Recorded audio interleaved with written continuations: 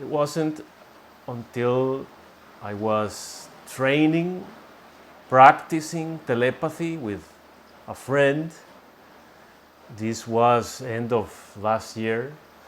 A volunteer that had been here, and we became friends, and we decided we were going to practice telepathy. So she would be in Europe, I would be here in Costa Rica, and we would agree on a certain time of the day where we simply begin to meditate and begin to try to feel what the other person is feeling, is seeing, etc. It was the first time that I understood that not everything that I am thinking or that I'm feeling comes from me. Because with practice, I started to tap into her emotional context, even into her visual context sometimes. And she would report similar things. But it wasn't until then that I noticed an energy that I could feel, that thoughts would form, but it wasn't coming from me.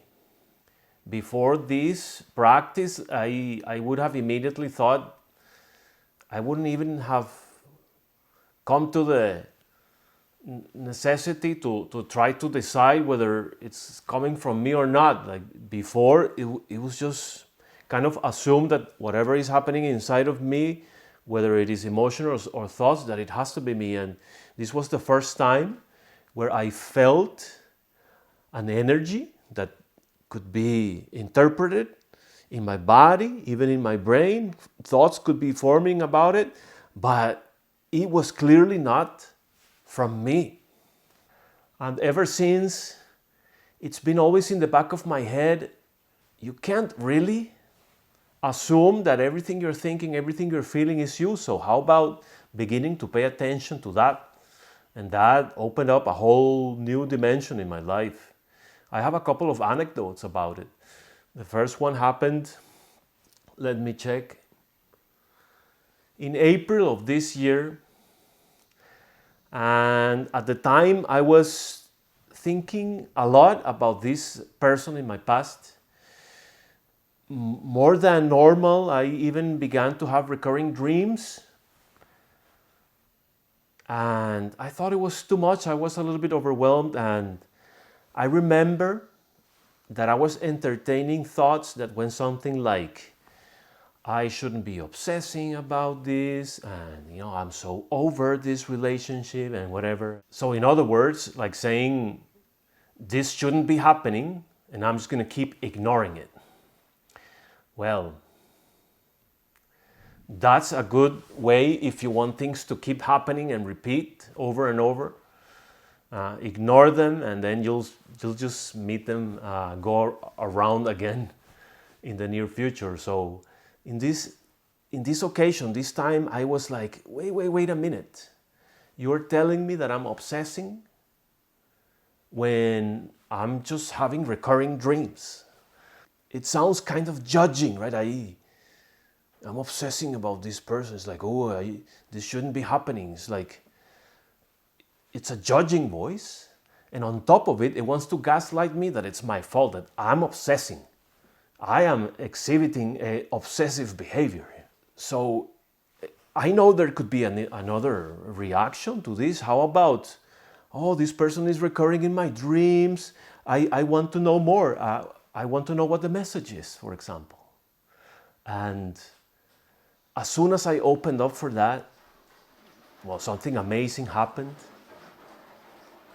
I started to be filled with this overwhelming gratitude for the time that our paths crossed, time that was meant to be only temporary.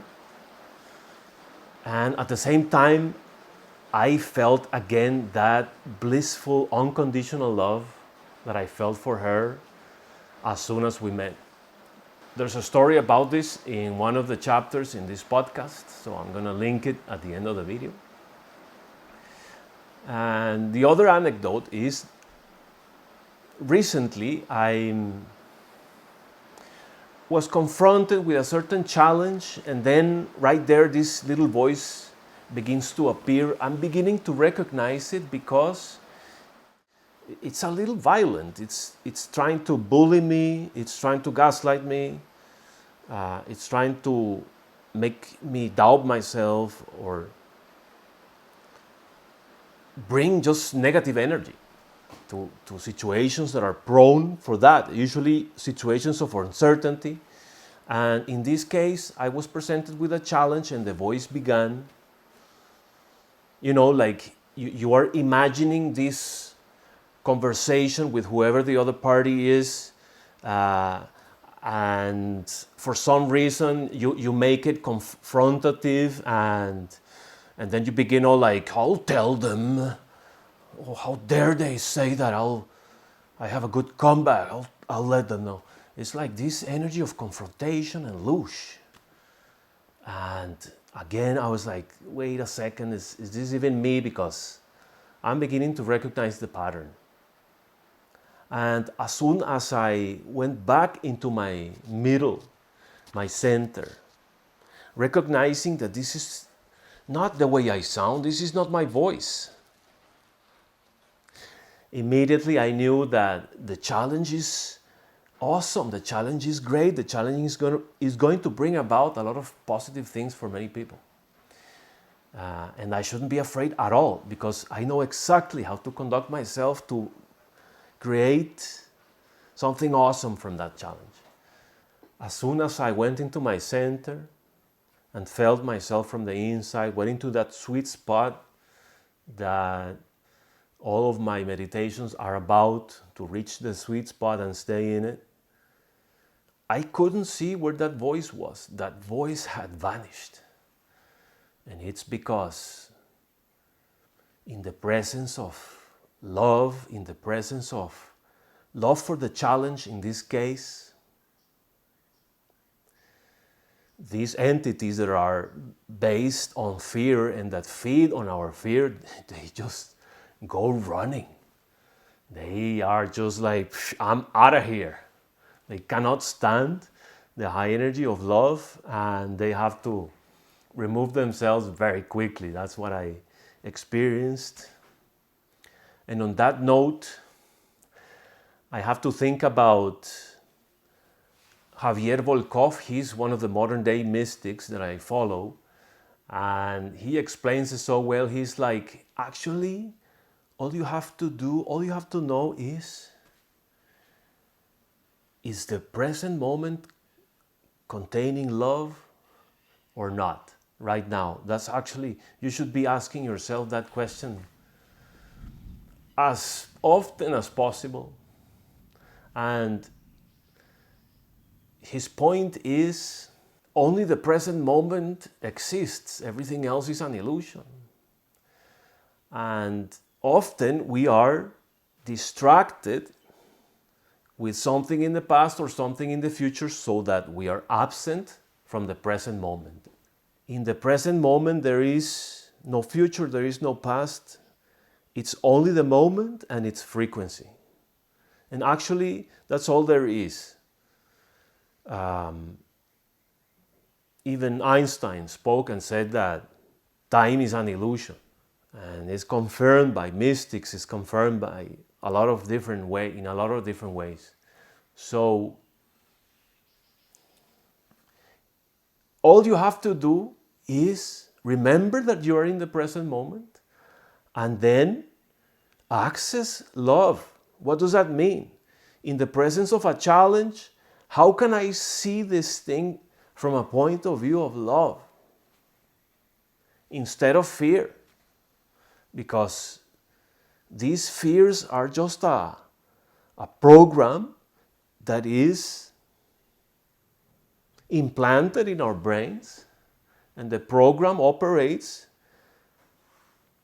as a sort of docking station in the brain that can host external entities that are literally whispering in your ear some kind of fearful thoughts in order to sabotage your ascension.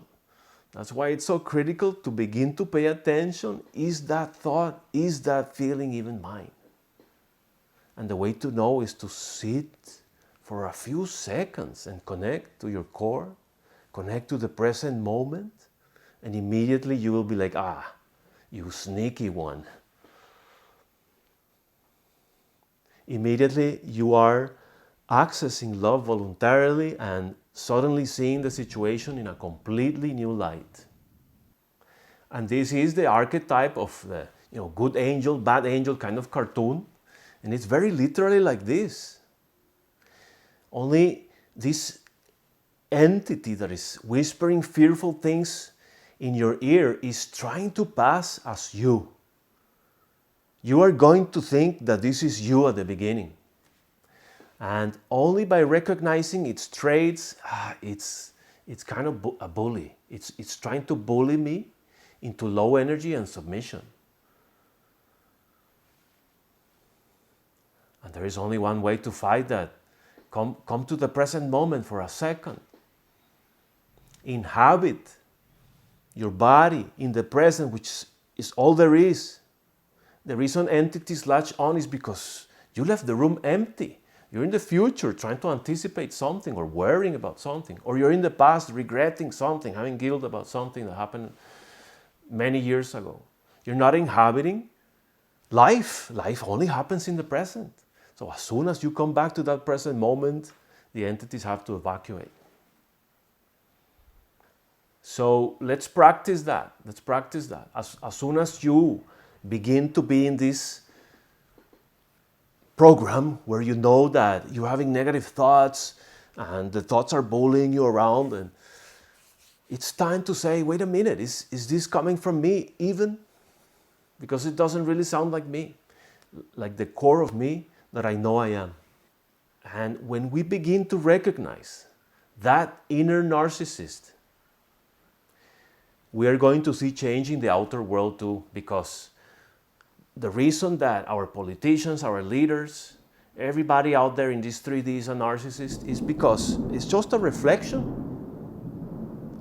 in big of what is going on inside of us unconsciously. So let's start to ask ourselves as often as possible, especially when we're having negative thoughts, is that even me? All right, so welcome to season 2. We're going to have a lot of exciting things that I still don't know what they are because it's going to be an ongoing process. This story is as recent as this month. And I hope to see you in the next one. So, ciao.